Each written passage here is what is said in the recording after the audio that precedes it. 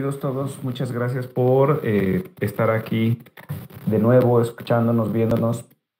Estamos en el ciclo de seminarios del Laboratorio de Ecología de la Conducta de Artrópodos de la Universidad Nacional Autónoma de México. Eh, este es un ciclo que organizamos entre entre varias personas, su servidor Alex Córdoba, Angélica, y por ahí también nos ha ayudado mucho a la cuestión logística. Por ahí te dice Angelita que te oye muy bien, David, así es que estamos bien. Y el día de hoy tenemos un invitado muy especial porque es una persona que está muy cerca de nuestros corazones. Es una persona con quien hemos trabajado, colaborado mucho, pero además también en el plano personal, pues es una persona entrañable.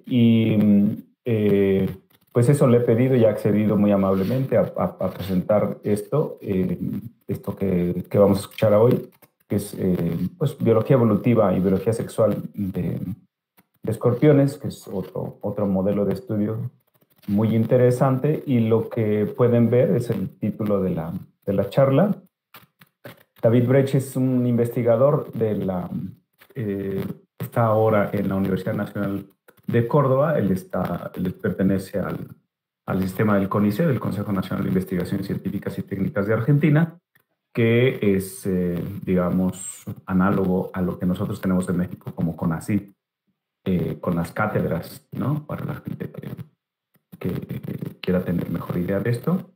Eh, la dinámica de este seminario, como lo hemos hecho, es que David nos presenta su ponencia. Ya sea durante o al final de la ponencia, pueden ir escribiendo sus preguntas para que las leamos al final, o comentarios también. O también pueden al final tomar la palabra y directamente preguntarle al ponente, a ver qué quieran, lo que deseen, no hay problema. De cualquier forma, pues lo podemos hacer. Y también le pediré a David que escriba su correo electrónico en el chat que está ahí. Y por si alguien tiene una duda o algo que no quiera decirla ahorita, pues la puede manifestar y contestarla directamente por correo electrónico. Y sin más preámbulo, pues muchas gracias y entonces comenzamos. Bienvenido, David, adelante, por favor. Dale, Alex, muchas gracias. Gracias por la invitación y gracias a todos por venir. Bueno, como dice el título, yo voy a hablar hoy de escorpiones, ¿sí? Y lo voy a tomar como modelo para comentarles un poco, contarles un poco lo que he hecho a lo largo de mis años de estudio en cuanto a lo que es esperma de escorpiones, ¿sí? Entonces, la charla se va a centrar en eso. Les voy a hablar un poco de esperma y les voy a hablar de por ahí cómo se produce y después les voy a contar un poco eso ligado a lo que les muestro acá, la selección sexual, ¿sí? Que es una fuerza evolutiva que favorece rasgos, ya sea rasgos morfológicos, comportamentales, ¿sí? Rasgos varios, tanto en macho como en hembra, para que los individuos se puedan reproducir más y mejor, ¿sí? Esto fue al principio descrito por Darwin y están los casos icónicos, ¿sí? De los pavos reales, coloración en algunos individuos, cornamentas, ¿sí? Tamaños, como ven ahí en las ranas, etc.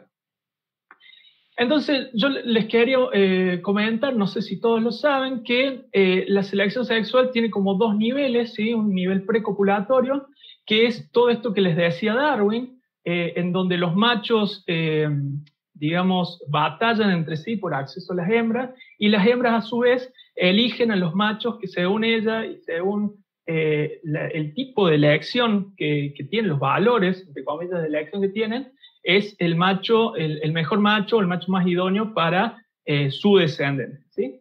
Entonces, una vez que llegamos a la cópula, después de la cópula viene un segundo nivel, que es el nivel postcopulatorio, en donde lo que pasa a nivel precopulatorio es como que se proyectan, entonces los machos siguen, digamos, batallando entre ellos, y las hembras siguen eligiendo, ¿sí? En procesos que se llaman competencia espermática, en donde ya los que compiten no son los machos directamente, sino son sus eyaculados, las hembras eligen por un método que se llama elección críptica femenina, ¿sí?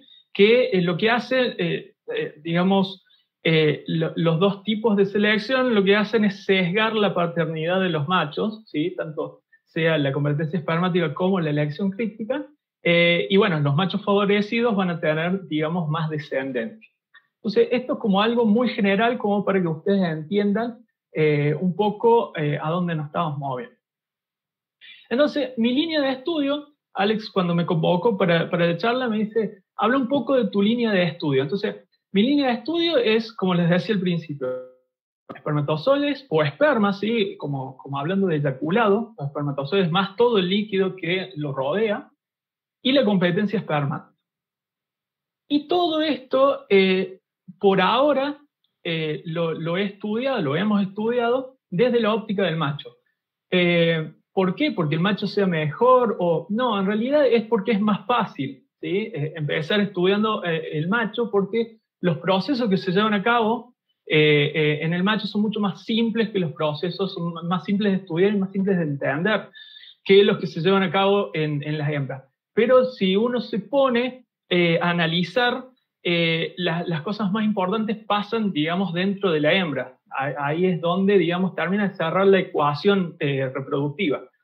Pero bueno, como les decía, como para empezar, es mucho mejor en este caso empezar por el macho.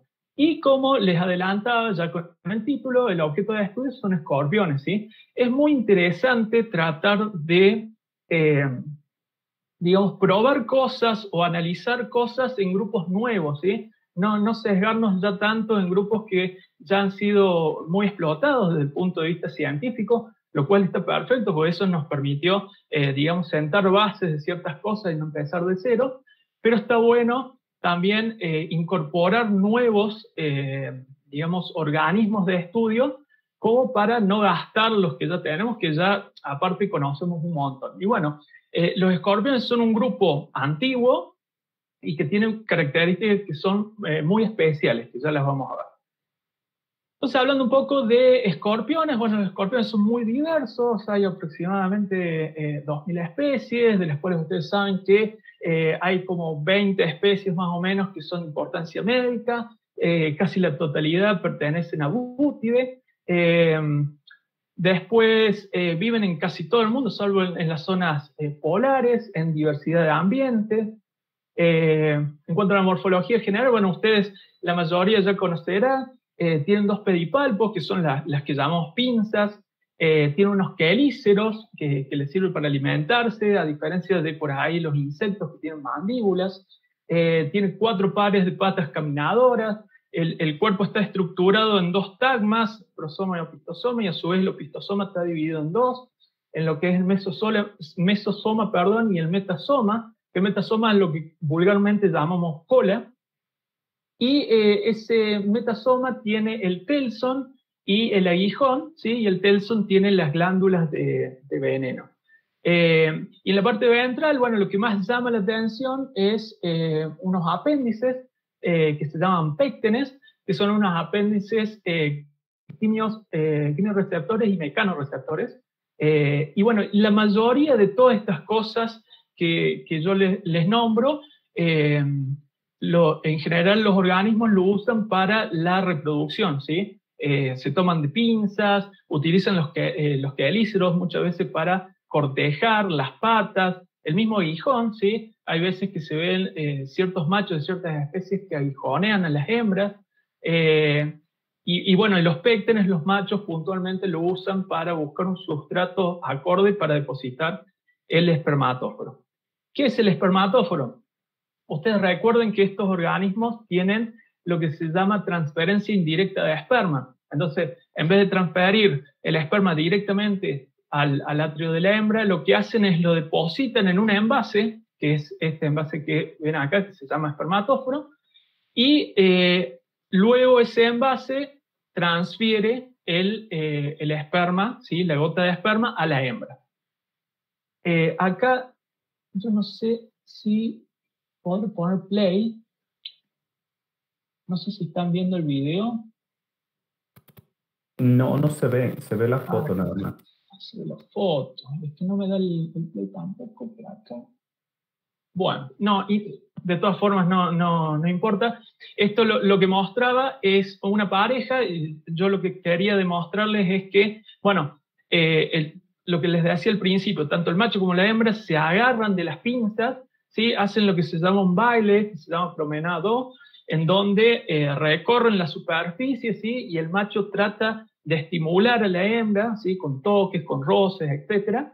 Y como les decía al principio, cuando encuentran un lugar idóneo, el macho deposita este espermatóforo, lo saca, digamos, de la parte ventral del orificio genital que tiene, y ya les voy a comentar bien cómo. Lo que hace es sacar el espermatóforo y lo deposita en el suelo, y luego trae a la hembra y hace que el espermatóforo ancle en las coxas de la hembra, que son las partes internas de las patas, y acciona, digamos, un mecanismo en donde hace que la gota de esperma se transfiera a la hembra, ¿sí? Este es un tipo de espermatóforo. Hay dos grandes tipos de espermatóforo en escorpiones. Uno es flageliforme, que tiene un flagelo como un hilo, ¿sí? Una especie de hilo. Y los lameliformes, que es como este que les estoy mostrando.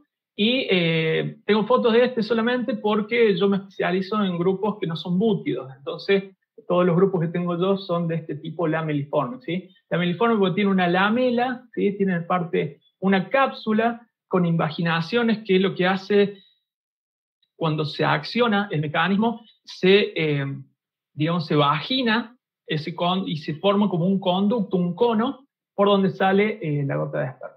Y después tiene un tronco está lleno de una sustancia que lo que hace es ayudar a que la gota de esperma salga por presión. Y bueno, y la base que tiene una sustancia cementante que es la que se pega en el piso o en el sustrato. Entonces, yo les decía, este es un gran modelo de estudio. ¿Qué lo hace un gran modelo de estudio? Sobre todo para ver la parte reproductiva. Bueno, tenemos, como les decía, cortejo copulatorio, ¿sí? Porque ustedes acuérdense que como la mayoría de los arácnidos son organismos agresivos, en general son solitarios y son predadores. Entonces el macho de alguna forma le tiene que informar a la hembra de que no es una presa, ¿sí? Entonces viene toda esta parte estimulativa y también hay datos que sugieren que, bueno, muchas de esas partes estimulativas le dan más información a la hembra de que el macho es el indicado, digamos. Tiene este espermatóforo que es complejo y quitinoso y, como yo les decía, es como un envase. Entonces, da una chance de análisis que no tenemos en otros grupos, ¿sí? Porque nosotros sabemos que lo que contiene ese envase lo podemos medir. Y lo podemos medir muy precisamente, ¿sí? Cosa que en otros grupos no podemos medir un eyaculado así tan fácilmente, ¿sí? Entonces eso nos da una ventaja grandísima, ¿sí? Sobre otros grupos de estudio. Las hembras tienen espermatecas, lo cual hace pensar de que hay un lugar en donde tanto espacialmente como temporalmente el esperma de más de un macho puede convivir, ¿sí? Y eso da la chance de que aparezca competencia espermática, lo que decía al principio. Y también recopulan, ¿sí? Tanto los machos como las hembras. Entonces ahí hay un soporte más grande todavía de que haya competencia espermática. Y desde el punto de vista operativo, como muchos de ustedes sabrán, son abundantes, son fáciles de mantener en el laboratorio y son fáciles de disecar, ¿sí? De hacer las disecciones para obtener los órganos que necesitamos, reproductivos.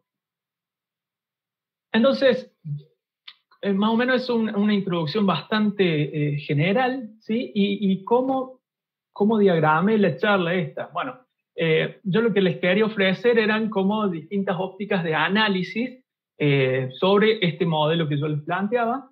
Primero vamos a ver análisis de espermatozoides, ¿sí? Análisis de lo que es la parte de producción en testículos, almacenamiento en vesícula seminal y transferencia. Esas son como partes más descriptivas. Y vamos a terminar hablando de un análisis un poco más experimental, en donde sí ya se prueban cosas directamente ligadas a lo que es la competencia espermática, sí, en este ámbito de la selección sexual. En cada uno de estos tres, digamos, apartados, van a tener el título y van a tener las personas que me ayudaron a llevar a cabo el trabajo, ¿sí? Y abajo van a tener, si está publicado, el trabajo, la cita, digamos, y bueno, sería como el link, le pueden sacar una foto y después buscarlo. Así más o menos saben, digamos, pueden buscar más información de lo que yo les estoy hablando en esos trabajos. Bueno, con la parte de espermatozoides, yo empecé con mis dos jefes, que es Camilo Mattoni y Alfredo Peretti, y después contactamos a Lorenzo Prandini, que nos ayudó con la colección, ¿sí? Tratamos de hacer un análisis un poco, digamos, mundial de lo que pasaba con la morfología de los paquetes, ya les voy a mostrar mejor. Bueno, y lo contactamos a él y pudimos ir a trabajar con la colección de la cual él es curador. Acá lo que ven es una foto de fluorescencia de lo que son las cabezas de los espermatozoides. Son cabezas, vamos a ver, muy largas. Y bueno, es una foto que me pareció bastante interesante. ¿Qué podemos decir de espermatozoides rápidamente? Son células especializadas, muy especializadas. Ustedes pueden ver acá en este gráfico, en esta foto que les muestro, que son muy variables, ¿sí? Cada organismo, cada grupo de organismos puede tener espermatozoides que varían tanto en la forma, en cómo se juntan, cómo aparecen, etc., ¿sí? Y son realmente variables.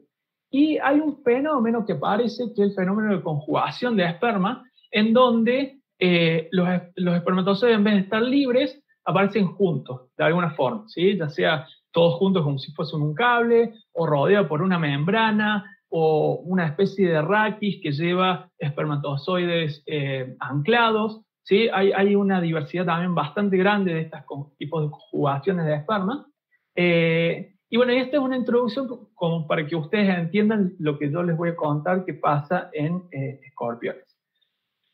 Entonces, partamos de la base, ¿cómo es la genitalia interna en los escorpiones? ¿Sí? Tienen testículos pares, ¿sí? Todo esto es un testículo, es como una especie de retículo que está asociado a lo que es una vesícula seminal, ¿sí? Que tiene dos ramas. Acá tienen una rama que está asociada al testículo y otra rama libre.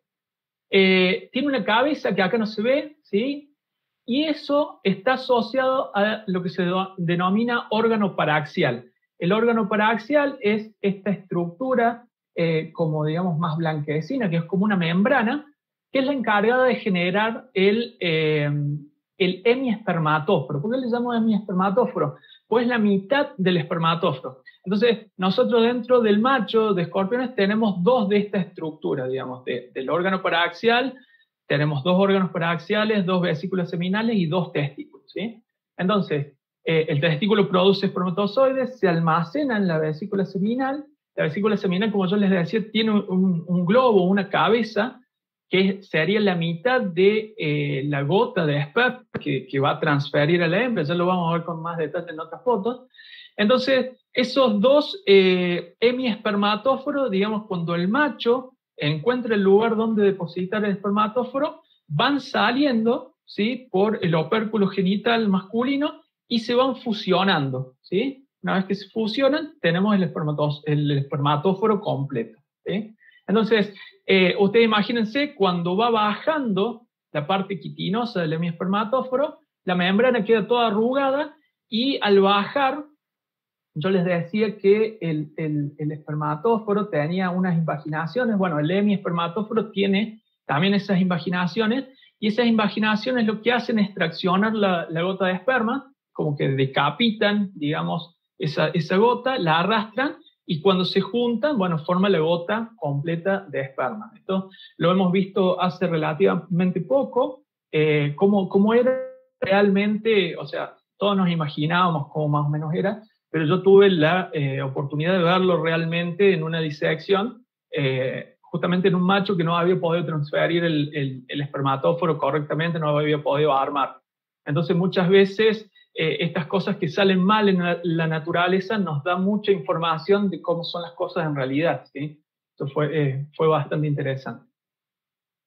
Entonces, ¿cómo son los espermatozoides? Los espermatozoides son de tipo filiforme flagelar, ¿sí? Tenemos una cabeza, ¿sí? que es bastante grande, tenemos una pieza media con mitocondrias, ¿sí? Con distintos números de mitocondrias, depende de la familia, y un flagelo en donde adentro tenemos los túbulos, y los túbulos pueden tener distintas conformaciones. En general son 9 más 2, pero puede ser 9 más 0, etc. Y eso lo que va a cambiar es en la forma que bata el flagelo, ¿sí? Si es helicoidal, si es en zigzag, etc. Y acá tienen una micrografía electrónica de un espermatozoide, ¿sí? Entonces, yo les decía que parecían esta conjugación de esperma. Bueno, también lo podemos ver acá en los escorpiones. Y ustedes imagínense, así se ve un paquete de esperma en escorpiones, ¿sí? Las cabezas están todas alineadas, ¿sí? Al principio. Entonces da la impresión como si fuese un espermatozoide, pero en realidad es un conjunto de espermatozoides. Y eso lo podemos ver acá, ¿sí? Cómo se están separando, porque en el atrio femenino se separan, y en la hembra encontramos espermatozoides sueltos. Y acá un detalle de cómo se ven, a mí siempre me hace acordar, si ustedes alguna vez pelaron un cable para hacer una conexión eléctrica, los cables, los microfilamentos de cobre, bueno, están dispuestos muy parecido a lo que pasa con los paquetes espermáticos, ¿sí? Para que ustedes se den una idea mucho más acabada. Y acá tenemos cortes transversales a distintas alturas. Este es un paquete, ¿sí? Ya vamos a ver que tienen distintas morfologías. Y este es un paquete que le llamamos plegado, ¿sí? Porque está como doblado a la mitad. Y en una parte aparece la cabeza, que cuando nosotros hacemos el corte transversal vamos a ver los núcleos, ¿sí? Y del otro lado pasa la parte del flagelo, entonces vamos a ver los microtúbulos. Y así, a medida que vamos avanzando hacia arriba, vamos a ir viendo las distintas partes, ¿sí? Recordando que está plegado. ¿Qué más les puedo decir? Bueno, acá también, no sé por qué no me deja meter play, pero bueno, la foto también lo muestra. Son dos paquetes espermáticos que se están abriendo, en donde nosotros vemos la parte más oscura, esta triangular, son donde están alineadas las cabezas de los espermatozoides, y estos pelos que parecen como pelos sueltos son cada uno de los espermatozoides que están saliendo de este gran paquete, ¿sí? Entonces eso se va moviendo y se van separando entre ellos, y bueno, como les decía, en el tracto femenino aparecen sueltos los espermatozoides.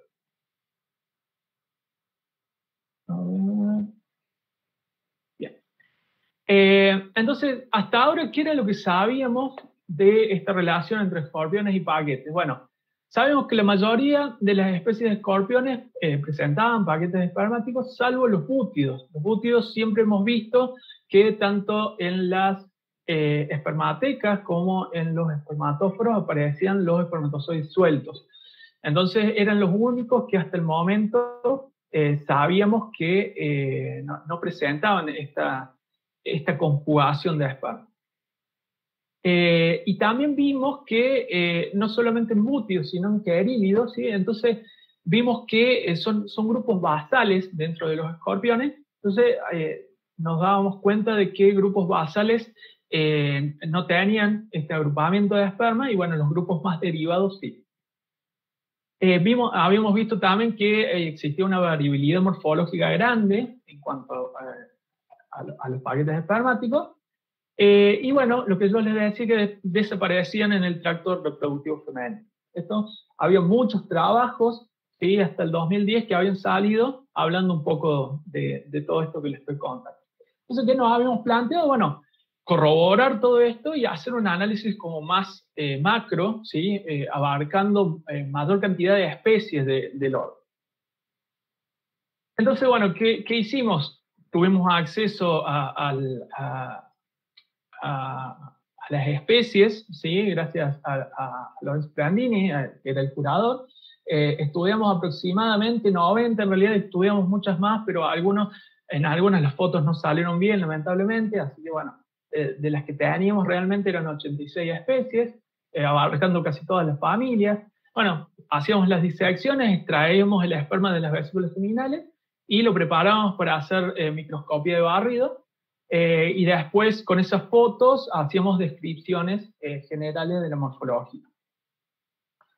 Entonces, ¿cuáles fueron los resultados? ¿Qué era lo que encontramos? Primero, había muchos grupos, ¿sí? La mayoría de los grupos tenían este tipo de paquetes que yo se los presenté al principio, que son estos paquetes que están plegados al medio, ¿sí? Están como doblados a la mitad. Y a su vez, ustedes ven que en la parte final están como torsionados, ¿sí? Es como si fuese la envoltura de un caramelo, ¿sí? Entonces, eso lo que le confiere es más estructura para evitar que se abran, digamos, los paquetes espermáticos y se pierdan o se rompan los espermatozoides. Después vimos una cosa que hasta ahora no habíamos visto nunca, porque los paquetes espermáticos aparecían, digamos, no tenían ningún tipo de cubierta. Entonces, vimos algunos grupos que tenían una cubierta, o sea, no solamente estaban más plegados que o sea, no solamente estaban plegados a la mitad, sino que a su vez estaban plegados una o más veces, digamos, adicionales, y estaban envueltos con una membrana, ¿sí? Que acá se ve en azul la membrana y vemos adentro en rojo cómo están los filamentos que son los espermatozoides. Después vimos que era muy común en una familia, en Botryurida, una familia que nosotros estudiamos mucho acá en Argentina, en el laboratorio, que predominaban los paquetes de tipo que le llamamos bastón, ¿sí? Porque eran rectos y tenían las cabezas, ¿sí? La zona donde estaban las cabezas, estaban dobladas ya sea en 45 grados o 90 grados, ¿sí? Todos aparecían así. Y después tenemos otro en donde los paquetes eran totalmente rectos, ¿sí? En lo sumo podían tener un pequeño doblez, pero no era igual a lo que se veía en Botryurida. Acá yo solamente les quería mostrar esto, el efecto de microfilamentos de cobre que yo les decía de los cables.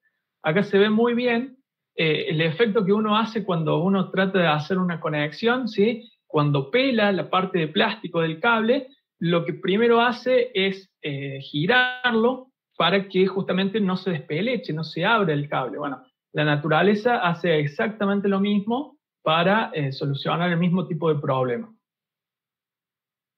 Después yo les había dicho, bueno, que tanto en Butyride como en Querylide, que son dos grupos basales dentro de los escorpiones, no aparecían, digamos, estos paquetes espermáticos y que los espermatozoides estaban sueltos, ¿sí? Esto fue correcto en el 90% de las situaciones, pero aparecieron dos grupos que nos llamó la atención, pero no lo hemos podido corroborar. Pero yo se los muestro de todas formas. Una enanteria en donde se veían grandes bloques de espermatozoides, pero yo particularmente lo tomé como un artificio de técnica en donde, bueno, se forman esos bloques, pero los espermatozoides que estaban ahí estaban sueltos, o sea, esos bloques no representaban un paquete en sí.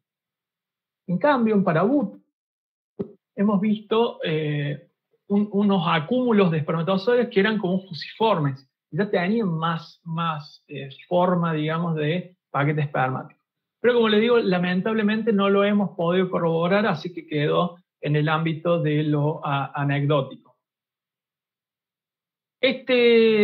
Bueno, acá hicimos una filogenia muy, digamos, como para mostrar, ¿sí? No tiene tanto. Si bien lo que hicimos fue optimizar los datos de tamaño, ¿sí? En cada una de las ramas aparecen los tamaños que habíamos medido, pero bueno, habría que hacer un trabajo un poquito más fino, pero a modo de muestra está bien. Yo solamente lo que les quiero remarcar es que ustedes fíjense en cada una de los grupos de las familias, están como dibujados, digamos, hacia grosso modo, los distintos tipos morfológicos que aparecían. y tomando de la base de que lo más antiguo, lo más basal, era que no aparecieran paquetes espermáticos, pero como vimos, después de que aparecían mucho los paquetes plegados, bueno, nos dio a pensar que quizás también es una característica basal el plegamiento de los paquetes espermáticos. Entonces esto nos dio nuevas ideas como para describir la evolución, digamos, de la morfología de los paquetes espermáticos en escorpiones. Yo les decía, no presten mucho atención a la filogenia, ¿sí? Porque está actualizada la filogenia y quizás esto queda un poquito viejo. Es solamente para que vean esa parte, ¿sí? De dónde aparecen cada una de las formas. Bien, entonces, como ven ustedes, los paquetes plegados eran predominantes, ¿sí? Aparecieron en casi todos los grupos que hemos tenido suerte de analizar. Puede tratarse, digamos, de un carácter basal, y bueno, de nuevo les repito, les voy a contar cómo creemos nosotros que ha evolucionado. Butide, creemos que no aparecen los paquetes espermáticos, pero habría que analizar, ¿sí? Porque yo les mostré que había dos que eran dudosos, ¿sí? Que parecían datos de que nos hacían pensar de que, bueno, esto quizás no era tan así. Apareció membrana en algunos grupos, lo cual nos sorprendió. Y bueno, y ustedes imagínense que la respuesta más rápida a la aparición de lo que son, paquetes espermáticos es para que los espermatozoides no pierdan viabilidad, ¿sí? En general se piensa que puede ser eso, o puede ser para transferir mayor cantidad de espermatozoides de una forma más compacta.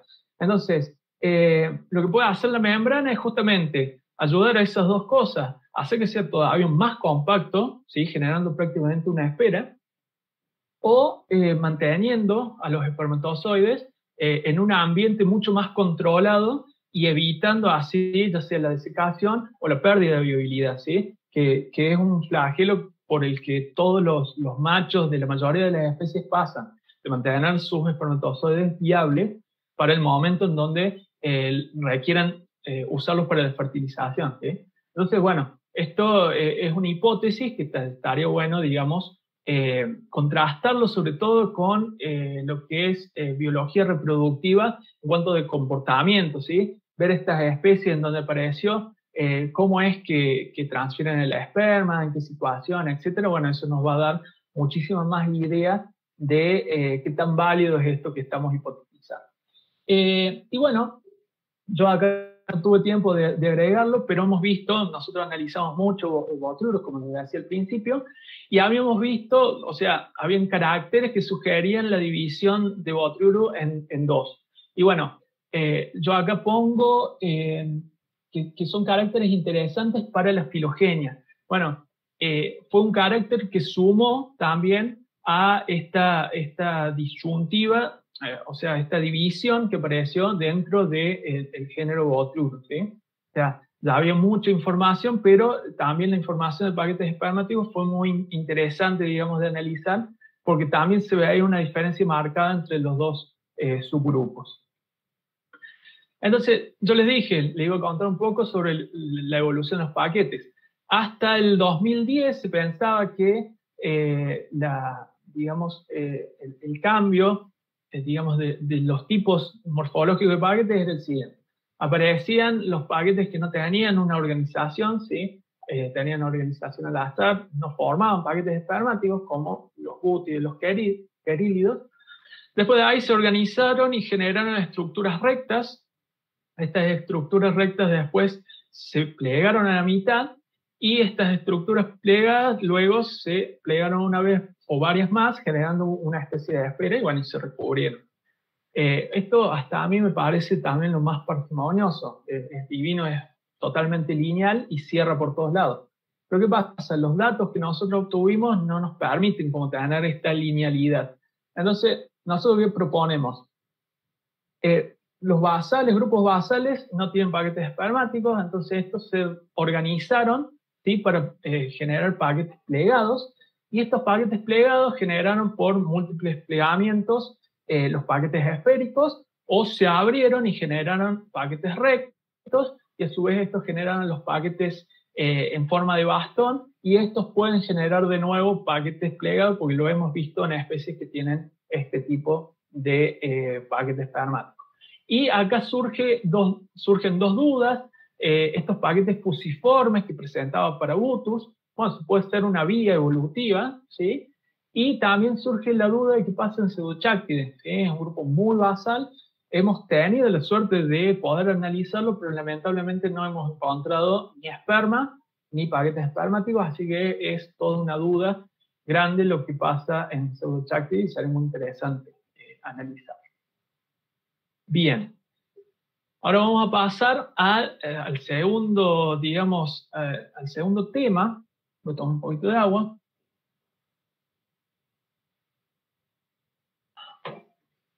En donde vamos a hablar un poco de, ya conocemos los espermatozoides, bueno, ahora conozcamos un poco cuánto se produce, cuánto se almacena, cuánto se transfiere, etc. Bueno, en este trabajo, aparte de mis directores, que ya se los nombré, Camilo Mattoni y Alfredo Peretti, se sumó una colega, Paola Olivero, que es especialista en Botrurus bonariensis. Ha hecho mucho de lo que es comportamiento reproductivo de Botrurus bonariensis, ha comparado distintas poblaciones y también ha hecho análisis de lo que es morfología de los espermatóforos, ¿sí? Y cómo va variando, digamos, la forma, un poco de asimetría, ¿sí? Ha hecho asimetría fluctuante, y bueno, hay muchos trabajos que son muy interesantes, así que les sugiero también que si tienen tiempo, vayan y los lean, son realmente interesantes. Bueno, de nuevo, vamos a la genital interna. Yo ya les mostré esto, ¿sí? Tenemos el órgano paraxial, que es la parte membranosa, tenemos adentro el hemiespermatóforo quitinoso. Acá ustedes alcanzan a ver, está el globo, ¿sí? La mitad del esperma que va a transferir a la hembra, y acá vemos las dos ramas de las vesículas seminales, una rama conectada al testículo y la otra rama ciega, ¿sí? No conectada a nada. Acá sacamos la vesícula seminal y entonces acá pueden ver mejor esas partes que yo les nombraba, la cabeza, ¿sí? Que ustedes imagínense, sumado estas dos, es lo que da la gota de esperma que transfiere, ¿sí? Entonces son esas dos hemigotas, le podemos llamar, de cada uno de los órganos paraxiales. Acá tenemos las vesículas seminales, ¿sí? Con sus dos brazos, el brazo asociado al testículo y el brazo ciego, ¿sí? que acumula en general, y acá lo tienen coloreado para que sea muchísimo más visual lo que yo les comento. Tomamos las especies que tenemos disponibles, ¿sí? Acá en el norte de Córdoba, ¿no? Córdoba está en el centro de la Argentina, bueno, al norte del centro sería. Viven en simpatría estas tres especies, ¿sí? Hay dos especies que son dos especies hermanas de Timogenes, Umbraquitosternus. Estas tres son especies estivales, y una especie que es bastante interesante como para hacer análisis de lo que es la parte reproductiva, que es Urophonius brachycentrus, que es una especie que es invernal, es una especie de altura, y es una especie en donde el macho deposita en la hembra un tapón genital, ¿sí? que es bastante efectivo el tapón genital, entonces hace que temporalmente la hembra sea monándrica, ¿sí? Porque también le baja la receptividad, ¿sí? Produce un montón de efectos cascada del tapón, y bueno, es muy interesante desde el punto de vista también de la competencia espermática. Entonces, bueno, básicamente, ¿qué era lo que queríamos hacer? Comparar, ¿sí? La producción, el almacenamiento y la transferencia en estas especies que tomamos de modelo. Entonces, ¿qué hicimos? A los especímenes, bueno, entre disecciones, extrajimos los órganos paraxiales, ¿sí? Sacamos la vesícula y los testículos, y bueno, al macho siempre lo medimos para sacar la masa corporal o la condición, ¿sí? Que es una herramienta como para contrastar con otras variables que podemos llegar a medir. Y nosotros queremos saber el volumen de la vesícula seminal, pero eran estructuras muy chicas y al principio no nos dábamos cuenta de cómo medirlo, ¿sí? Queremos hubiésemos necesitado quizás un micro CT scan como para hacer un escaneo de la estructura y poder medir, bueno, pero no tenemos acceso lamentablemente a eso. Entonces, ¿qué se nos ocurrió? Desarrollar una especie de dispositivo, le llamábamos, en donde podemos aplastar la gota o aplastar la vesícula seminal. Tenemos una altura dada, ¿sí? Que nosotros usábamos dos portaobjetos. Entonces lo separábamos con dos cubreobjetos, ¿sí? Que sabíamos la altura, y lo sujetábamos con estos sujetadores de papel, cosa de que la fuerza siempre sea la misma. Entonces sacábamos una foto de esa separación que quedaba, y ya tenemos una altura ahí, y después teníamos el área. ¿Sí? Sacamos el área utilizando un software de medición. Entonces el área por la altura nos daba un volumen. Bueno, es una anécdota de cómo solucionamos rápidamente el cómo medir un volumen. Después se ocurrieron otras cosas más adelante, pero en el momento fue digamos, la salida que tuvimos como para medir esto, que yo había hablado con físicos, había hablado con otros laboratorios y nadie, así era una estructura muy chica, no tenemos cómo medir estos volúmenes. Bueno, eran las limitaciones que tenemos en el momento. Se los cuento como como una anécdota, para que lo sepan. Hicimos lo mismo con los espermatóforos, ¿sí? Los accionábamos a los espermatóforos utilizando pinzas y sacamos esa gota, que era la gota que el macho transfería a la hembra, y también le hacíamos el aplastamiento, y bueno, tenemos el volumen también de esa gota. Y también medimos el volumen total de la parte del tronco del espermatóforo, como para tener una idea de cuánto volumen entraría ahí, ¿sí? Cuánto líquido podríamos meter ahí, para después hacer las relaciones que ya van a ver que hicimos. Entonces, ¿qué vimos? Vimos un patrón bastante similar en todos, en donde tenemos el estimativo de los testículos, del volumen testicular. Si bien sabemos que estábamos sobreestimando el valor, pero como era una comparación, ¿sí? Relativa, no nos preocupaba mucho. Y después vimos que obviamente las vesículas seminales, como son de almacenamiento, iban a tener mayor volumen. Ese volumen iba a caer porque el eyaculado es solamente una gotita. Y bueno, lo que se podía almacenar en el espermatóforo, que es todo la parte del tronco, era ligeramente mayor a lo que era el eyaculado. ¿Sí? Entonces, queremos como comparar relativamente entre los grupos que habíamos visto. Lo que nos llamó la atención era esto, en donde vimos que en otros braquitosternos ferruginos, perdón, era más grande el volumen testicular que lo que almacenaba, ¿sí? Las vesículas eran mucho más chicas comparadas con lo que veíamos en los otros grupos, ¿sí? Pero en general el patrón que se ve es este, ¿sí? En donde se almacena mucho en las vesículas. Entonces dijimos, bueno, tenemos los volúmenes de cada una digamos, de las estructuras o cada uno de los lugares. Nos preguntamos cuántos eyaculados potenciales, ¿sí? Tiene el macho cargado en lo que es la vesícula seminal. Bueno, nosotros sabemos que de la vesícula seminal sale una partecita para transferir a la hembra. Bueno, ¿cuánto representa eso? Entonces hicimos una división simple y vimos que Urofonia brachicentrum podía almacenar hasta 10 eyaculados en la vesícula seminal, Timogenes elegans 8 y los dos restantes 7. ¿Sí? Entonces ustedes imagínense que un macho tiene más de 5 espermatóforos o lo que iría dentro del espermatóforo a lo largo de su temporada reproductiva, que es un montón. Ustedes imagínense que por más que tenga todo eso, es muy difícil que llegue a usarlo. ¿Sí? Hay muchas limitantes como es la predación, el encuentro de pareja, bueno, hay un montón de cosas que pueden hacer que no llegue a esos valores, pero potencialmente el macho tiene esos valores, ¿sí? Y potencialmente podría inseminar por lo menos a esa cantidad de hembras. Entonces, lo cual es muy interesante.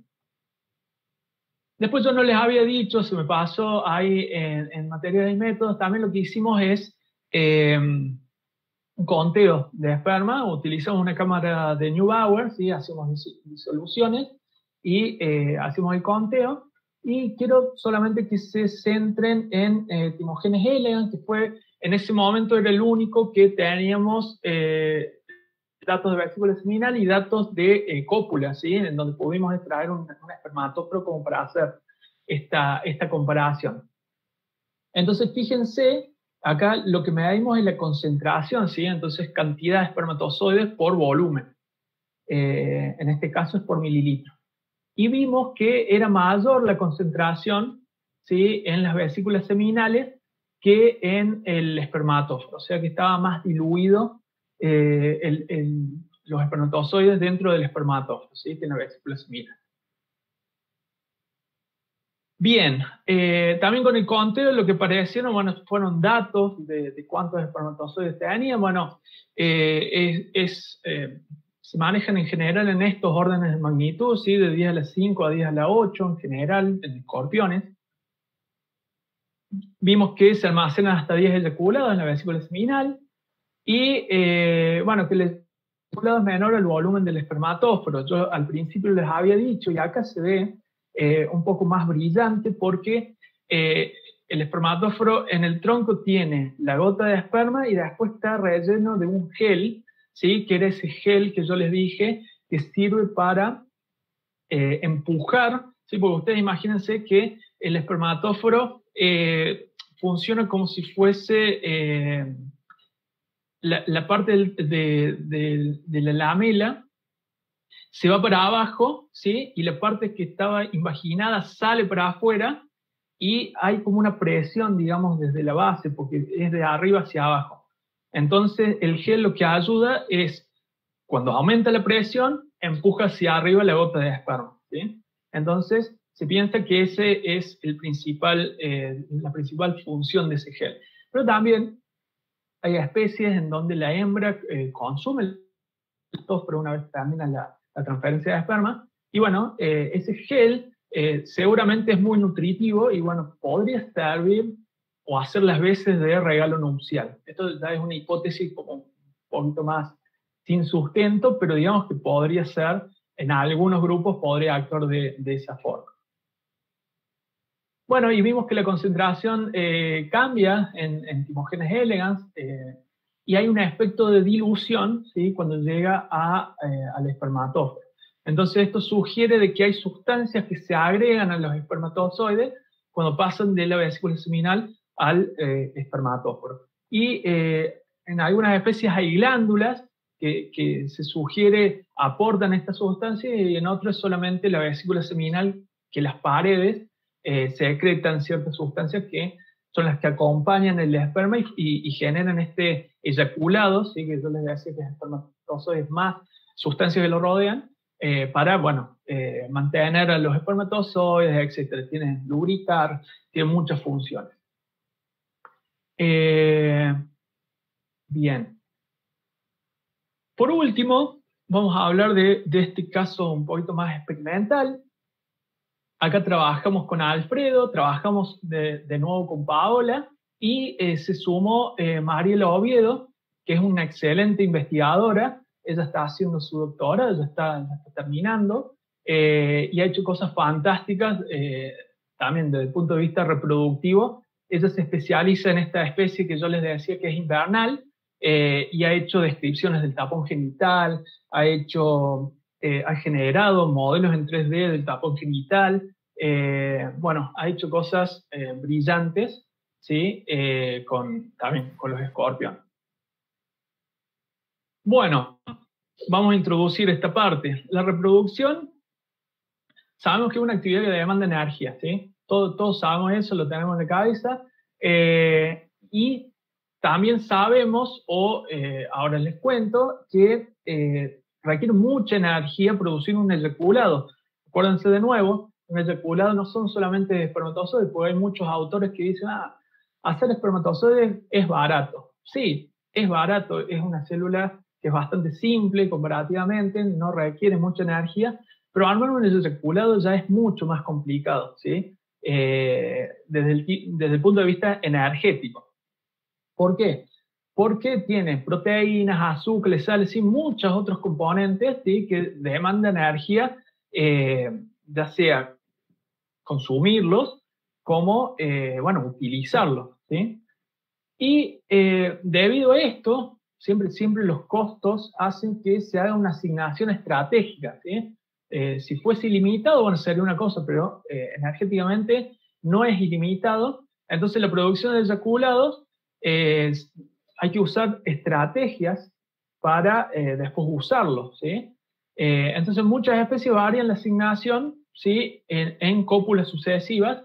Entonces no pueden poner muchos espermatozoides en todas las cópulas porque podrían copular menos hembras o por ahí no les alcanzaría, no les daría energéticamente, no podrían. Entonces, ¿por qué causa podría variar esta asignación de eyaculado? Bueno, como les decía, puede haber agotamiento de esperma, ya sea porque la especie, hay muchas especies de arácnidos que de adultos no producen más espermatozoides, entonces todo lo que acumularon antes de mudar a adulto es todo el stock de esperma que pueden llegar a tener durante toda la temporada reproductiva. Entonces, tienen que decidir de alguna forma cómo usarlo, ¿sí? Si ponen mucho al principio y después se quedan sin o van poniendo poco, etc. O también lo que puede hacer, si bien hay muchas especies que tienen producción continua de esperma, es que la tasa de producción baje, ¿sí? A medida que aumenta la edad. Y eso se condice un poco con lo que yo les puse acá de envejecimiento. Baja la tasa de producción, entonces ya les cuesta más como rellenar esas vesículas y bueno, no tendrían la cantidad que tendrían al principio de la temporada reproductiva. También la condición corporal es otra variable que influye. En general, los machos con mejor condición corporal pueden producir mejores eyaculados, ¿sí? Y más eyaculados. Bueno, la selección sexual, ¿sí? Sobre todo la selección sexual postcopulatoria, mediante digamos, la evaluación, tanto sea del estatus de la hembra, ¿sí? Si viene una hembra y ya fue copulada por uno, por varios, bueno, entonces ahí el macho puede tomar, digamos, decisiones, no son decisiones conscientes, obviamente, pero puede tomar estrategias evaluando el medio, evaluando la población, sabiendo cuántos machos va a haber como para competir, bueno, y en base a eso hace la asignación de esperma pertinente, digamos. Entonces, bueno, ¿qué queremos hacer? Esto, analizar la variación, ¿sí? Del volumen del eyaculado y del número de espermatozoides contenidos en el espermatóforo. Recuerden, el espermatóforo es fantástico para hacer este tipo de análisis, pues como una botella, ¿sí? Que tiene el eyaculado. En machos de Botrus bonariensis, a lo largo de 3 cópulas sucesivas. Entonces, bueno, el modelo era muy bueno, tenemos machos y hembras que paren muchas veces, de nuevo el eyaculado, como les dije recién, el eyaculado permanece en el espermatóforo, lo podemos medir muy precisamente, hay competencias espermáticas, ¿sí? Ya habíamos visto en laboratorio que las hembras recibían muchos machos y los machos en general pueden copular con varias hembras, las hembras también tienen espermatecas, bueno, y son desde el punto de vista operativo muy, muy amigables. Entonces, ¿qué hacíamos? Primero pesábamos, tenemos 16 machos, pesábamos los machos para obtener la condición, y el diseño era, digamos, parearlos con hembras, ¿sí? Hacerlos depositar el espermatóforo, dejarlos descansar 10 días y repetir eso para que pusieran 3 espermatóforos, ¿sí?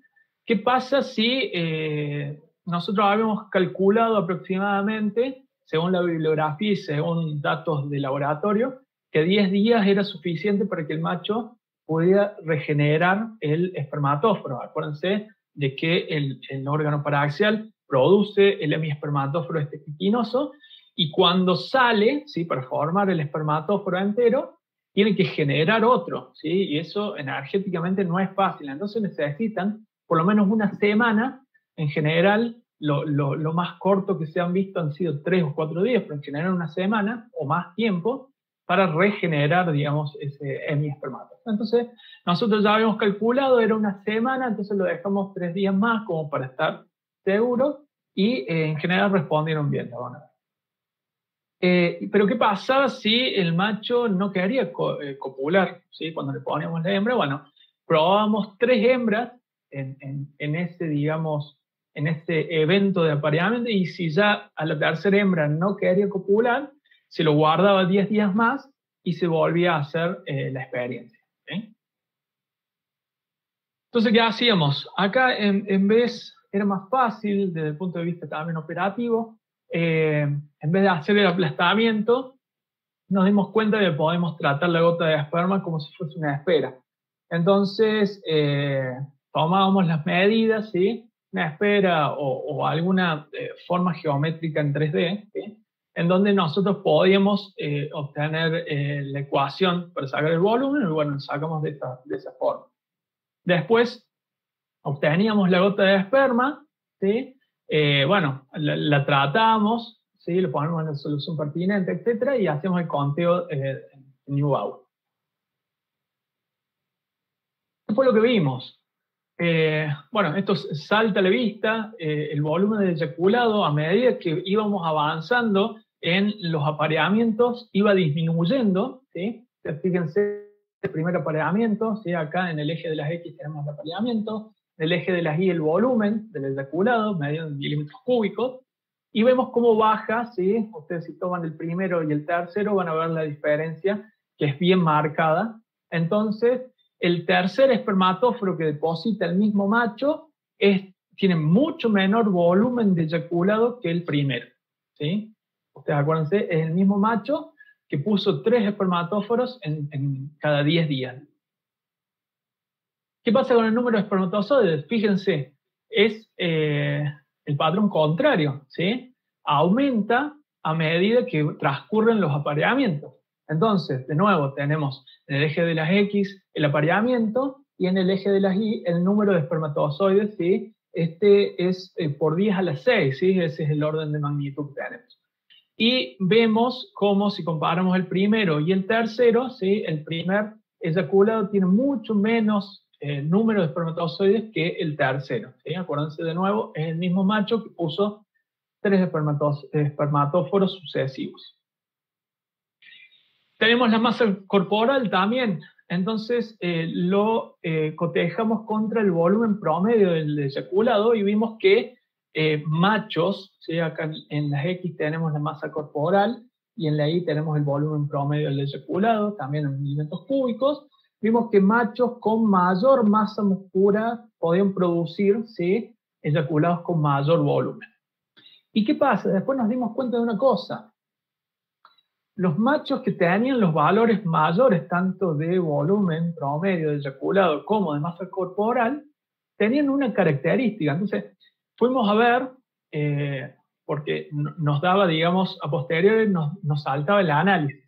Entonces dijimos, bueno, estos machos, ¿qué características tienen?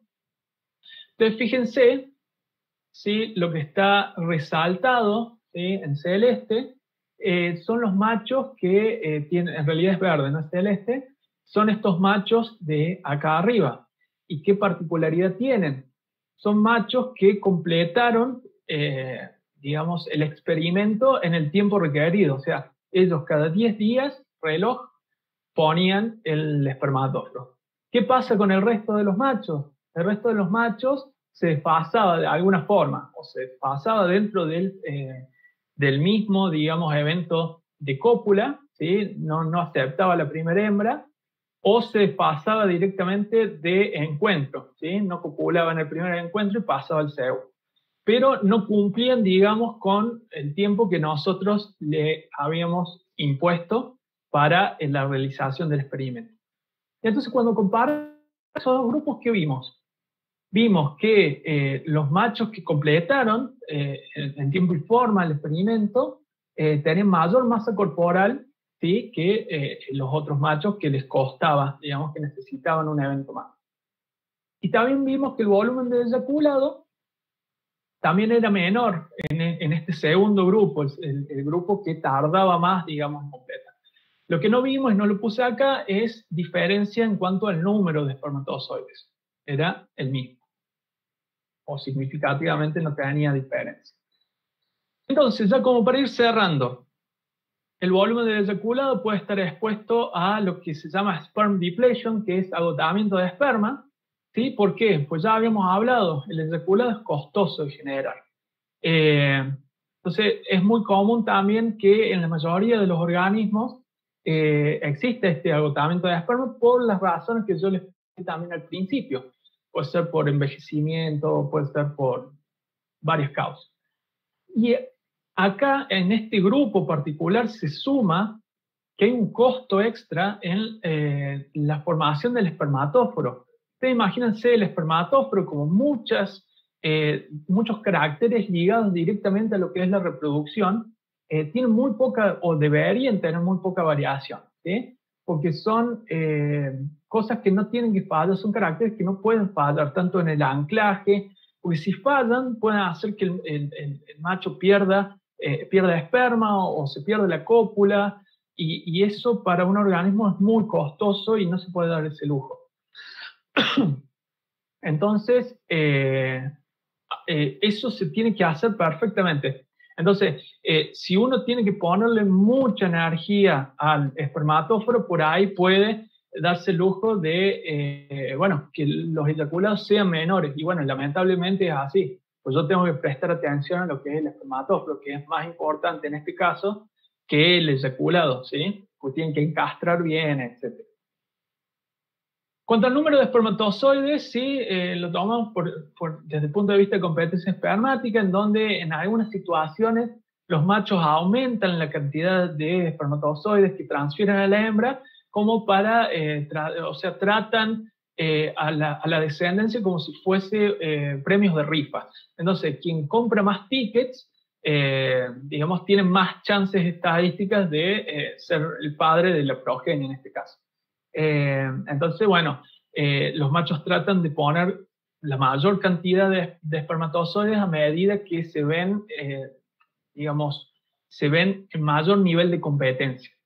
Pero hay dos modelos de competencia, esto es bastante complejo. El modelo de riesgo, en donde el macho sabe que compite solamente con otro macho, solamente un macho, entonces lo que hace es poner muchos espermatozoides a medida que aumentan o a medida que pasan las cópulas, y el modelo de intensidad, el macho ya sabe que no es solamente un macho el contrincante, sino son muchos machos. Entonces ahí la estrategia es poner poco, pues ya sabes que vas a competir un montón, entonces quizás te conviene ir a copular con más hembras y no estar tan pendiente de poner todos los huevos en una sola canasta. Entonces, acá nosotros tenemos el patrón inverso, porque nosotros sabemos que los machos de Bordeaux bonariensis probablemente están bajo un nivel alto de competencia espermática. Entonces, lo que esperaríamos es que a medida que avanza la temporada reproductiva, las hembras están digamos, más copuladas, o sea, han copulado con mayor cantidad de machos. Entonces, el macho debería disminuir el número de espermatozoides que aumenta la temporada. Bueno, pero acá no pasa así, ¿sí? Y esto se da también en otros grupos, como en Thespítidos, y en algunos peces que liberan las gametas al medio, bueno, también se ha visto eso. Entonces, bueno, puede haber, digamos, un espacio para que no sea todo tan matemático, digamos, esto es bastante fluido. Y bueno, y vimos esta diferencia entre los dos grupos, ¿sí? Un grupo 1 en donde los machos tienen una masa corporal mayor, ¿sí? Pueden afrontar un volumen de eyaculado mayor y, bueno, tienen un número estándar de espermatozoides, un número dado de espermatozoides. En cambio, el grupo 2, ¿sí? Es un grupo en donde la masa muscular, la masa corporal, perdón, es menor, los eyaculados, por lo tanto, son menores, porque acuérdense que tiene mucho que ver con lo energético, pero produce la misma cantidad de espermatozoides que en los machos del grupo 1. ¿Y por qué? Y bueno, porque, como les decía al principio, quizás sí es más fácil de producir espermatozoides que eyaculados. Entonces los machos estos no pueden competir en cuanto a volumen de eyaculado con estos machos, pero sí pueden generar la misma cantidad de espermatozoides. Y bueno, es lo que pueden hacer, ¿sí? Así que muy interesante, digamos, la aparición de estos dos grupos que no los habíamos tenido en cuenta a priori. Y bueno, como para ir cerrando, sí, ya les dije, los escorpiones son excelentes modelos para abordar este tipo de estudios, ¿sí? Ligada a la selección sexual o la biología reproductiva, ¿sí? De los arácnidos. Es un campo amplio de estudio, ¿sí? Hay muchas cosas para hacer.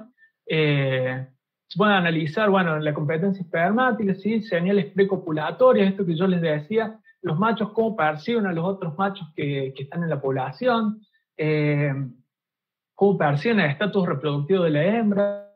Hemos hecho análisis en urofonos, esta especie que tenía tapón genital, y hemos visto que los machos, digamos, se dan cuenta, en comillas, o sea, perciben que la hembra ya fue copulada, no solamente tocando o percibiendo que tiene el tapón genital, sino por la hembra misma, ¿sí? La rechazan. Entonces, bueno, es un campo de estudio muy interesante. También estamos llevando a cabo estudios en lo que es la estacionalidad de producción espermática. Estamos viendo a lo largo de una temporada reproductiva, bueno, todas estas variables que yo les contaba de producción y almacenamiento, o cómo van variando, ¿sí? Y a qué se debe que varíen o no. Y bueno, y la caja negra, ¿sí? Máxima para mí es el estudio de lo que pasa dentro de la hembra, que para mí es la parte más importante de la ecuación. Pero, como les decía también, pasan cosas ahí que son muy difíciles por ahí de medir o de darse cuenta que están pasando. Entonces, bueno, por eso es mucho más difícil, pero si uno se da, digamos, se da cuenta de cómo analizarlo, digamos, los resultados que puede llegar a obtener son muy interesantes, muy jugosos. Así que los aliento al que me interese que puedan tomar estas líneas de investigación y bueno, y las pueden llevar a cabo, que es muy interesante, digamos, ir sumando distintos puntos de vista. Bueno, y quería terminar agradeciendo, ¿sí? Al laboratorio, a Alex, ¿sí? Que por esta oportunidad. Bueno, mis compañeros de laboratorio, que se los voy a presentar rápidamente. Ya ustedes conocen a Alfredo Peretti y Camilo Matoni, que yo les decía son mis jefes. Está Alejandra Ceballos. Alejandra Ceballos fue la que me hizo entrar, digamos, a este mundo de los arácnidos. Fue profesora mía cuando yo cursaba. Después, todo el resto, la mayoría fueron compañeros míos de la carrera, ¿sí? Está Lucía Cal, se especializa, bueno, Alfredo hace todo lo que sea arácnidos y estudia selección sexual y es realmente bueno en lo que hace, igual que Camilo Matoni, toda la parte de lo que es la filogenia de escorpiones, es fantástico las cosas que hace. Alejandra Ceballos también en la parte de pseudoescorpiones, ¿sí? Tiene su alumna que es Rocío Palón Pietri, está empezando, también están viendo cosas son excepcionales.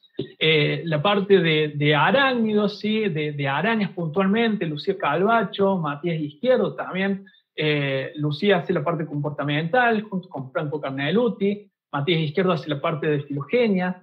Bueno, ya les comenté, Paola Olivero y Mariela, que hacen parte de comportamiento y análisis generales en lo que es la reproducción de escorpiones.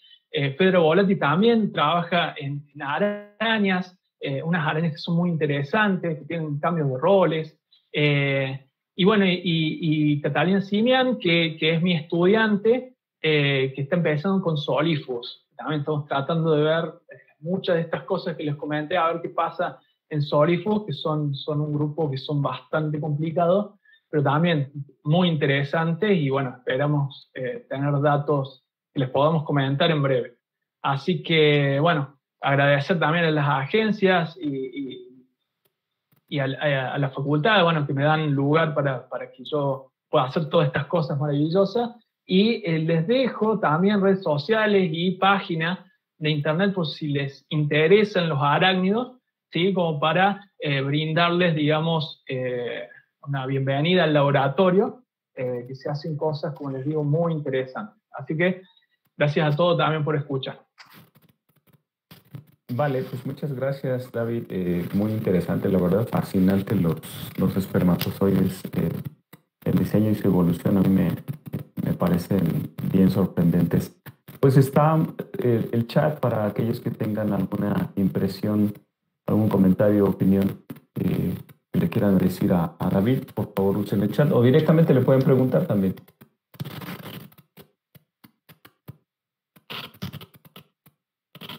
David, ¿me escuchas? Sí. Sí. Oye, David, yo te quería preguntar sobre esto de la estacionalidad de los eyaculados. Creo que alguien te quiere preguntar, creo que es Lady. Lady, si quieres tomar la palabra. Gracias. Hola, buenas tardes. Sí, yo quería saber sobre, tuvieron dos métodos para hacer como que el conteo del volumen. Entonces, hicieron la comparación de la última que contemplaba así como la esfera entre la primera que lo aplastaban y ver si eran similares o había alguna diferencia y por qué tomaron en cuenta los resultados de la última técnica. No vimos diferencias significativas entre las dos técnicas, entonces las tratamos como iguales, digamos. Y la segunda técnica era como más fácil, porque hubo veces que se nos perdían por ahí los aplastados y se secaban. Y la segunda técnica nos permitía, yo no les mostré nada, pero también habíamos empezado a analizar la parte de viabilidad de espermatozoides. Entonces, uno no los puede dejar a los eyaculados secarse mucho porque ahí te matan muchos espermatozoides. Entonces también cambiamos por eso el método, digamos, de medición, pero lo comparamos con el método inicial y no dio diferencias significativas, digamos, entonces vimos que no había problema desde ese punto de vista. Ok, muchas gracias. También otra cosa, yo no sé mucho sobre los arácnidos, pero en cuanto a la competencia espermática, aparte del tapón genital y por supuesto estos paquetes del esperma forman parte de estas técnicas, pero dentro de este grupo existe otra forma más de competencia. Competencia espermática. Y bueno, ahora no se me ocurre un ejemplo. Y serían los espermatozoides. Después, pasa que nosotros lo que vemos es, tenemos que ver la parte esta que yo te decía de cómo se perciben los machos entre sí en las poblaciones, ¿sí? Entonces, no sé cómo decirte un ejemplo así de otra cosa, porque en general lo que compiten son los espermatozoides.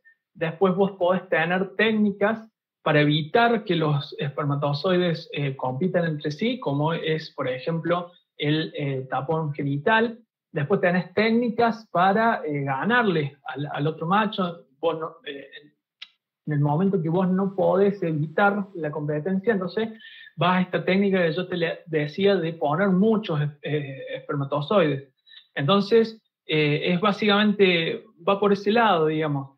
Tenés técnicas para evitar la competencia espermática, que puede ser tapones genitales, pueden ser guardias, ¿sí? Los machos hacen mate guarding, entonces evitan que, o sea, ellos son los primeros en copular y evitan que otro macho venga y copule la hembra.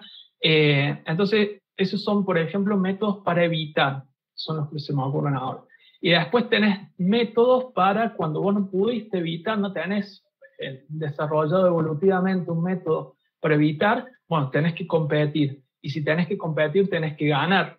Entonces, hay muchos, se hacen muchos análisis en cuanto a esto de las estrategias que toman los machos en, justamente, si sabe que tiene que competir, bueno, ¿cómo compite?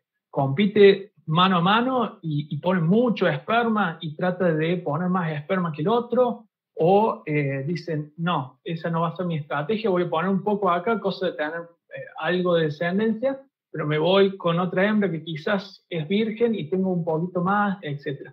Entonces, esos son como los dos grandes, digamos, grandes grupos, ¿sí? Evitar, competir, y dentro de competir también, bueno, hay muchas cosas vinculadas a los espermatozoides, ¿sí? Todos estos cambios morfológicos que yo te mostraba en la diapositiva esa de la diversidad morfológica, bueno, muchos están asociados a la competencia espermática porque permite que los espermatozoides o lleguen más rápido al óvulo o más rápido a la zona donde se guardan, o permiten competir mejor, digamos, contra los eyaculados de otro macho, o permiten armar estos paquetes espermáticos como para tener más viabilidad, etc.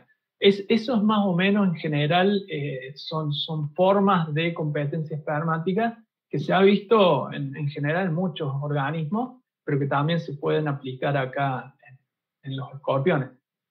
No sé si te contesté la pregunta. Sí, sí, claro, muchas gracias. No, por favor. Y mira, David, por ahí tienes una pregunta en el chat, no sé si lo puedes ver, es una pregunta de Erika.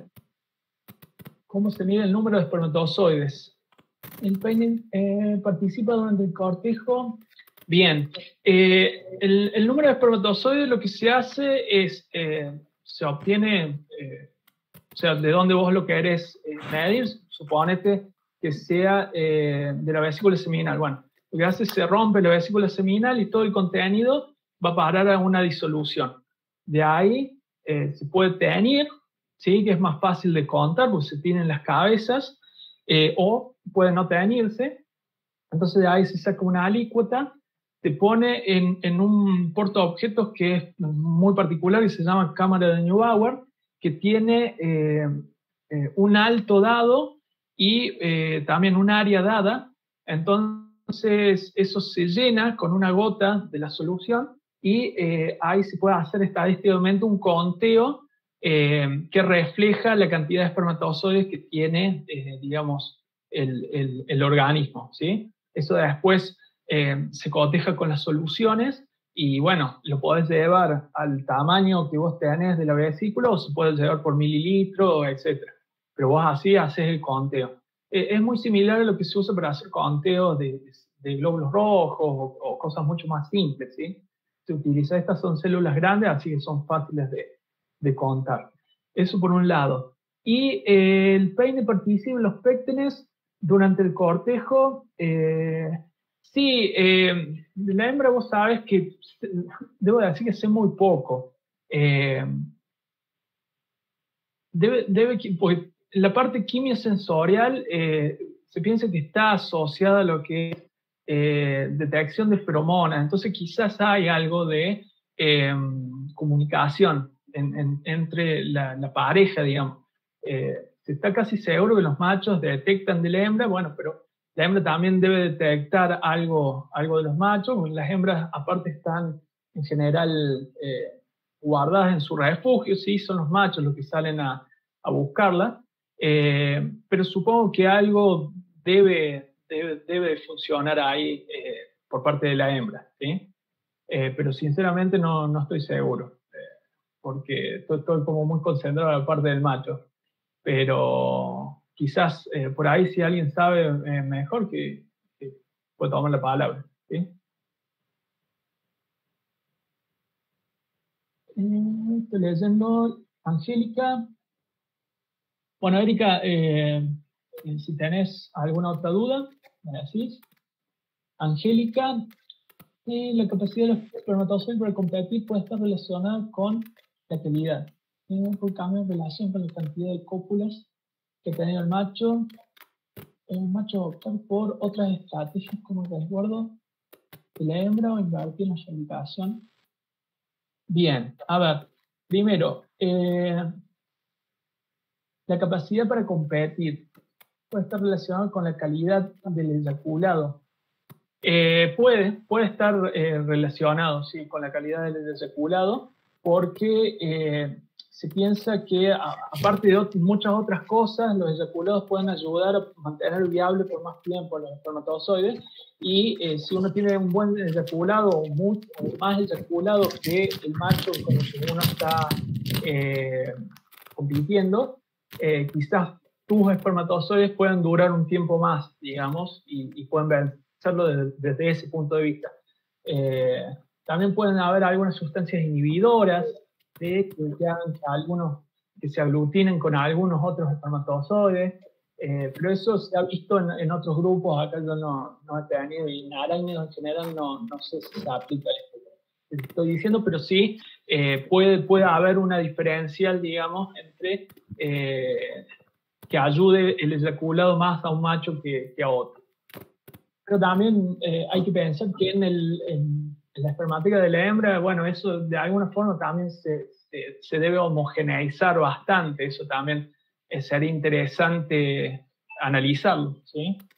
qué pasa realmente ahí dentro de la hembra, porque todas estas son especulaciones que uno hace basadas en que se han visto en otros grupos.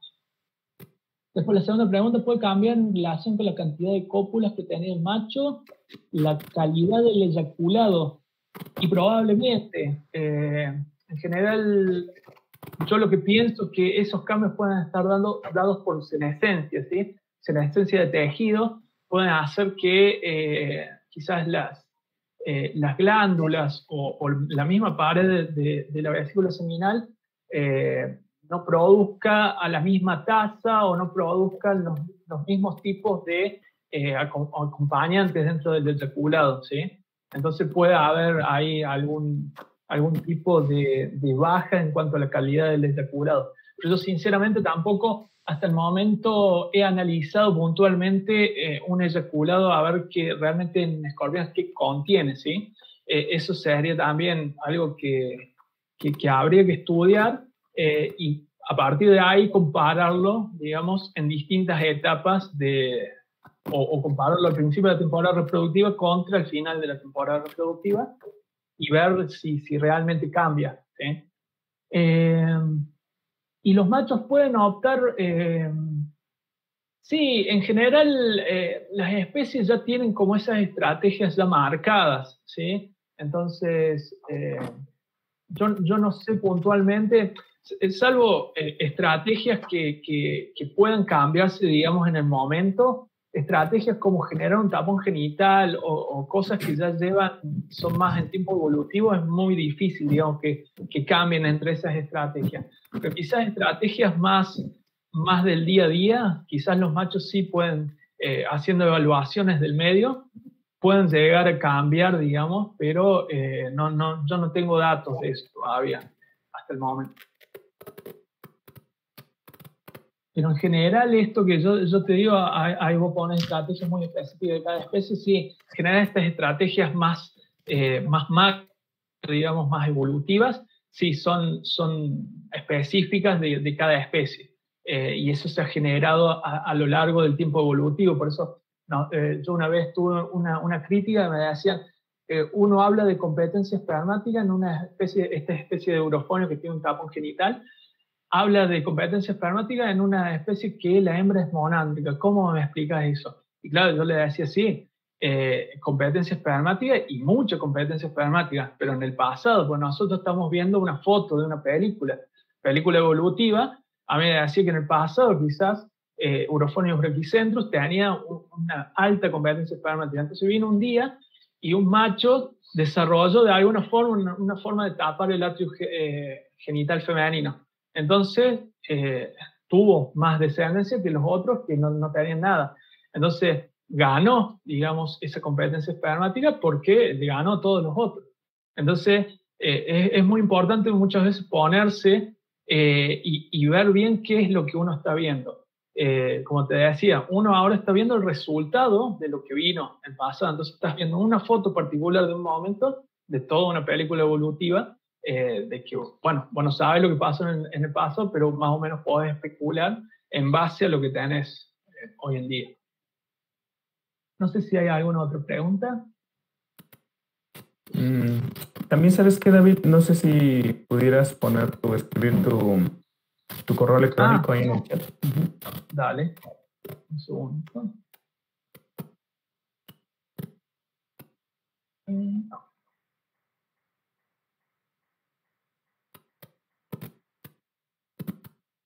Vale, pues si no hay más preguntas, alguien que quiera añadir algún comentario, por ahí ya está el correo electrónico de David Brecht, entonces lo pueden contactar. Pues creo que ya esto fue lo último, David. Pues muchas gracias. Bueno, no, gracias a vos por invitarme y gracias a todos por estar en la charla y bueno, espero que les haya interesado y bueno, cualquier duda que tengan, me dicen, me mandan ahí el mail, no hay problema. Vale, pues un gran abrazo, David, saludos en casa y saludos a todos también ahí en el laboratorio. Seguimos en contacto. Dale. Bueno, saludos a todos. Gracias.